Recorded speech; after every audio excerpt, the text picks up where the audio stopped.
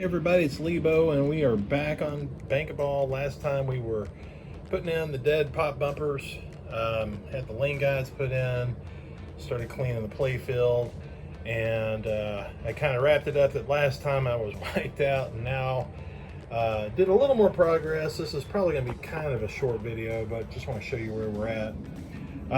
So I've got basically the rest of the playfield, the upper part, mostly put back together. We've got the lane guides now, added the green on the right, yellow on the left, you know, all the new Titan silicone rubbers, so those probably will last so long, I don't even know. In a home environment, not sure that they will ever get replaced again.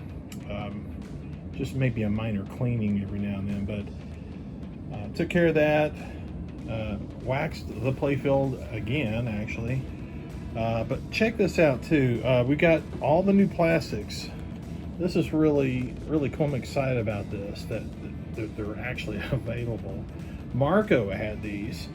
Didn't think that they would have them, but the the owner of this game had already picked them out, and I was surprised that they were available.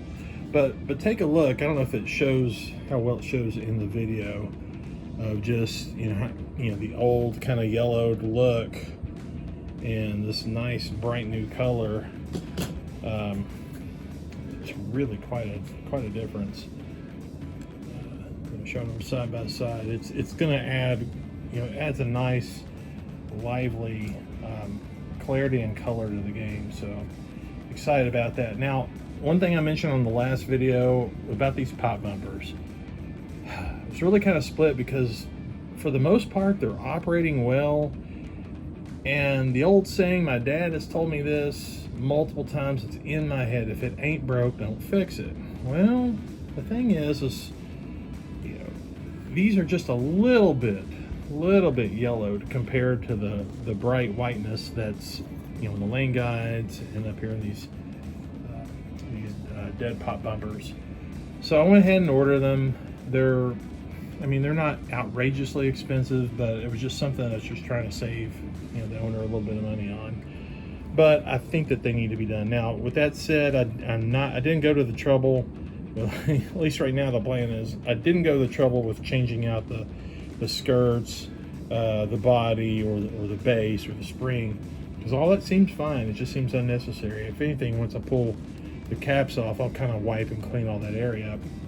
But I think it's going to be totally fine. So those caps are on their way. They're not here yet. Otherwise, I'd already have them on, and we'd have a much even better impression to show you where we're at on this. But looking really good so far. So where we're at today, what we're gonna do, I don't have the flippers in, so I'm gonna focus on that. Gonna take these bushings out, put new ones in. They weren't bad, but while you're here and you're trying to set things back to fresh and you'll just get it nice, put new ones in. So we're gonna flip things over and get rolling on the bottom side. All right, let's get this playfield flipped over. By the way, I love this rotisserie. If you don't have one, you do kind of work like this, highly recommend looking Pin Doc up on Pinside and order one. He's got a couple options of what all's provided with it. This is the basic kit here. Well, basic, except this is one that's been powder coated, which I would recommend doing too. It's not that much more. It makes it nice and preserves some things. He's got some other little attachments that work better on some of the solid state games, but this is just the basic kit, which works great for EMs. But anyways, back on where we are with things. So yeah, having this thing out, you can get to all this area. It's nice because once it's back in the cabinet, and you pull the playfield up, lean it back, some areas are just kind of hard to see. You can get to some of it, but really getting in here nice. It's nice having it on this rotisserie. So anyways, moving back over here to the flippers. This is what we're going to focus on today. I wanted to replace these bushings. They weren't bad, but the thing is, right now it's out, and this is the time to do it. Just set everything fresh, set the counter back to zero, so to speak. So those are going to get replaced. looking over here at the coils in this whole bracket. So one thing I noticed, I couldn't believe this. Look at this. It was loose. I did not do this. This screw, one screw there is loose. The other one apparently was so loose it dropped out. I don't know where it is, but I'll just find another screw. But major robbing of power. These coils they obviously have been replaced at one point. They don't look that old. They're worth hanging on to for sure. They're just a standard A5141, which is a very common coil used on flippers for EMs. And what I'm going to go to now, I've got a whole little pile of goodies over here. So this is a Gottlieb A5141 orange dot. So they make a yellow dot, an orange dot, and then just the standard 5141. The 5141 is just your standard power. The yellow dot is, a good little bump up in power, and the orange dot is somewhere in between. I got talking to Steve Young at Pinball Resource, and he told me he wasn't a real big fan of yellow dots on a lot of EM machines. He just feels like they're just a little too powerful. I'm not sure I agree. I mean, at least with my experience so far, but he's had a whole lot more experience. I totally respect his opinion. And he suggested giving the orange dots a try. So that's what we're going to do. We're going to put orange dots in here. We'll hang on to these standard ones because we may go back to them, or at least just hang on to them.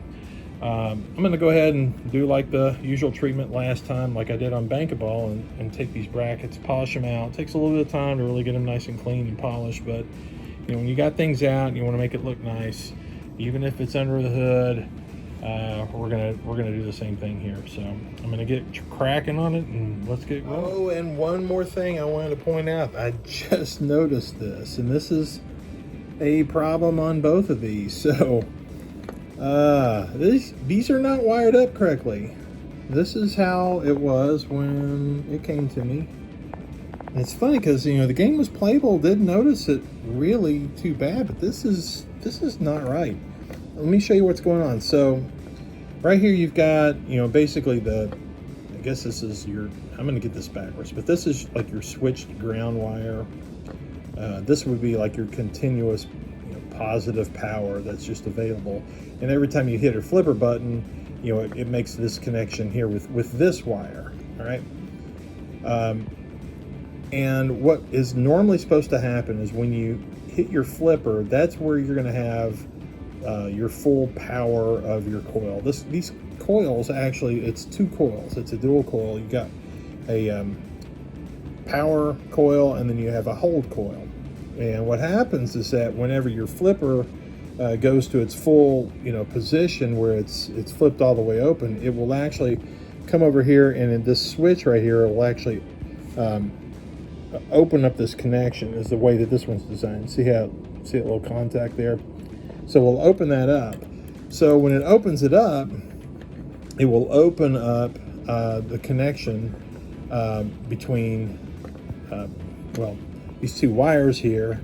It would open that up. Well, look what in the world is going on. Both wires are just wired right to the same lug, doing absolutely nothing. You sit there and open and close that, this thing doesn't matter. It's not doing anything. What's supposed to happen is that this wire is supposed to be tied to here, and then one of these two wires is supposed to be over here. And so what it would basically do is that you're going to be applying power either across here to be able to get, let's see if I get this backwards here, that's where you're going to be getting, that's hold power. Right here would be full power, and then whenever the switch opens up, it would then apply, would apply power just across this, just to hold it. So that's going to save the coil, keep it from burning up. So yeah, that's probably why it wasn't really perceived too much as being a problem before, because when it was, the game was being played, it would hit hard, but it would just keep holding it hard. And that's not necessary. It needs to hit hard and then flip over to this to where it's just holding it. So we're going to get that corrected as we replace everything. Just thought I'd point that out.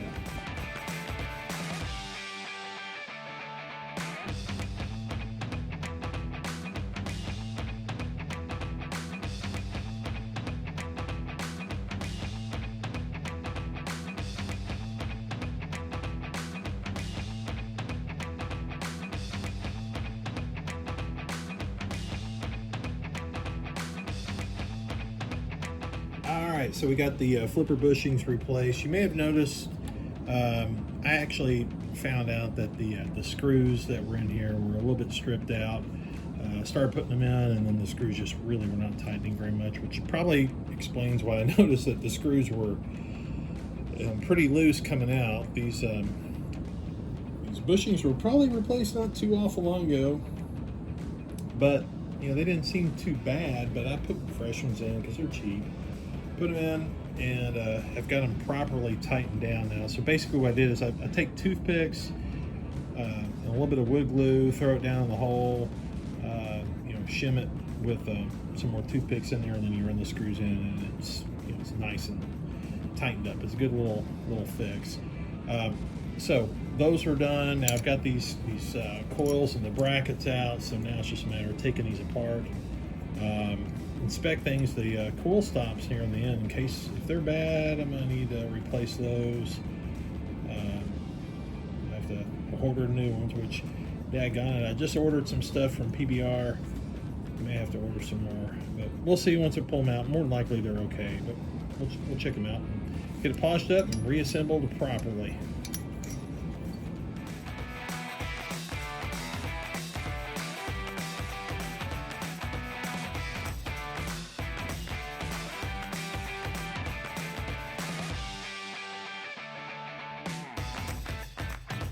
All right, here they are, all assembled back together.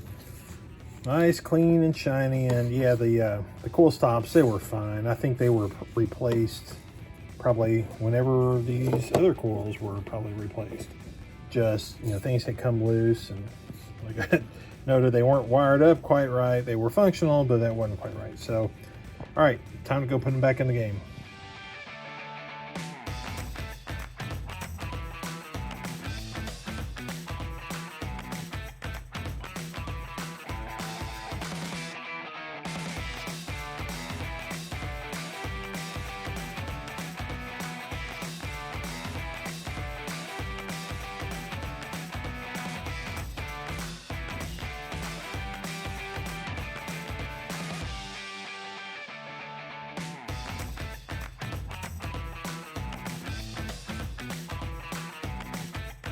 All right, the coils are back in.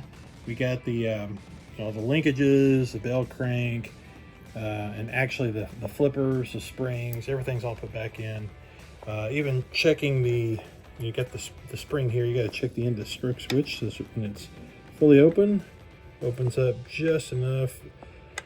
That we might want to open up that just a little bit more, but that's actually, I'm thinking you want to get it to where, you know, open it up enough to where it will open up the circuit on the power coil and just remain the hold coil left, and it looks like it's fine. But anyways, had to get this clocked in just right, so hopefully I got it where it needs to be. I've got this to where if you come up, you know, there's no locating pin like there are on you know, some of the solid state games. So on this one, I'm just, you know, having this clocked forward just enough to where you can still cradle the ball. But that might be like a fine-tune adjustment we'll do a little bit later. But I think we're done for the night. We've got, again, the upper playfield is done, except for, you know, just addressing the pop bumper caps. And we will be flipping back over to the bottom because I'm going to spend a little more attention, well, actually a lot more attention on some pretty subtle things. I'm going to go through the pop bumpers here, get all the switches just right. Going to probably change out most of these coils. I could be probably argued not to do that, but I have some new ones.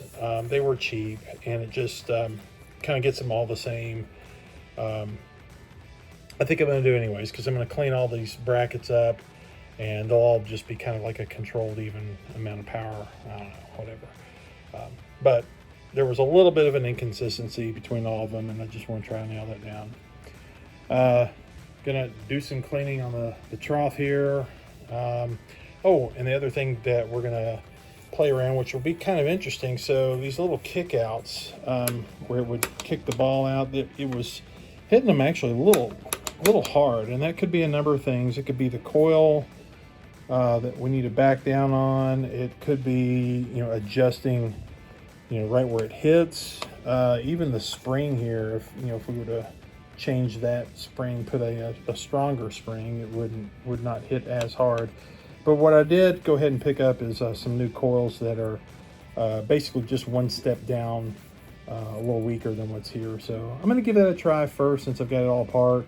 And once we got the game back together and playing, that's when I'm going to really kind of fine tune things and see how it works. And if I don't like it, we'll make some adjustments. So that's it for now. We're going to wrap it up and pick it up the next time. Stay tuned.